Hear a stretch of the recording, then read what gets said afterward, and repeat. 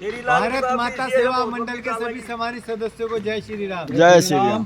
जान लगा दी नाम को दस्तखत बनाने में, जान लगा दी नाम को दस्तखत बनाने में, कमबख्त जमाना बदल के फिर से अंगूठे पे आ गया। कमाल है ये। दोस्तों, संसार में बहुत पारिवारिक समस्या है। अच्छा, पहली श्रीमान का मान नहीं है, दूसरी श्रीमती में मती नहीं।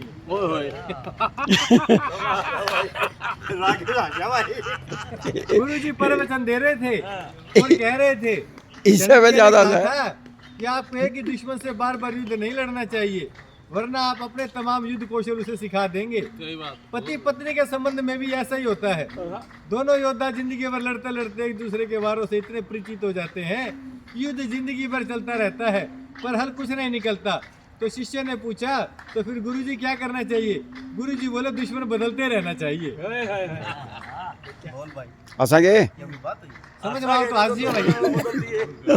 एक आदमी ने नारद मुनि से पूछा, एक आदमी ने नारद मुनि से पूछा, मेरे भाग्य में कितना धन है? नारद जी ने कहा, भगवान विष्णु जी से पूछकर कल बताऊंगा। नारद मुनि जी ने कहा, 1 रुपये तुम्हारे भाग्य में है रोज का। आदमी बहुत खुश रहने लगा, उसकी जरूरतें 1 रुपये में पूरी हो जाती थी। एक दिन उसके मित्र ने कहा, मैं तुम्हारे सादगी भरे जीवन और खुशी देखकर बहुत प्रभावित हुआ हूँ और अपनी बहन की शादी तुमसे करना चाहता हूँ।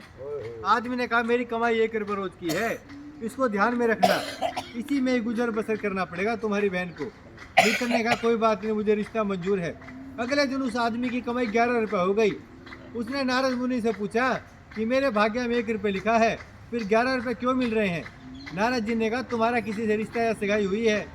आदमी बोला, हाँ हुई है। नारद जी बोले, 10 रुपये तुमको उसके भाग्य के मिल रहे हैं, इस धन को जोड़ना शुरू करो, तुम्हारे विवाह में काम आएगा। एक दिन उसकी पत्नी गर्भवती हुई और उसकी कमाई 31 रुपये होने लगी। फिर उसने नारद मुनि से पूछा, मुनिवर, मेरे और मेरी पत्नी के भाग्य के 11 रुपये मिल रहे थे, लेकिन अभी 31 रुपये क्यों मिल रहे हैं? क्या मैं कोई अपराध कर रहा हूँ या कोई त्रुटिवश ये हो रहा है? मुनिवर ने कहा, ये तेरे बच्चे के भाग्य के 20 रुपये मिल रहे हैं। हर मनुष्य को उसके भाग्य क्या मिलता है, इसलिए माँ बाप को खामखा की चिंता नहीं करनी चाहिए।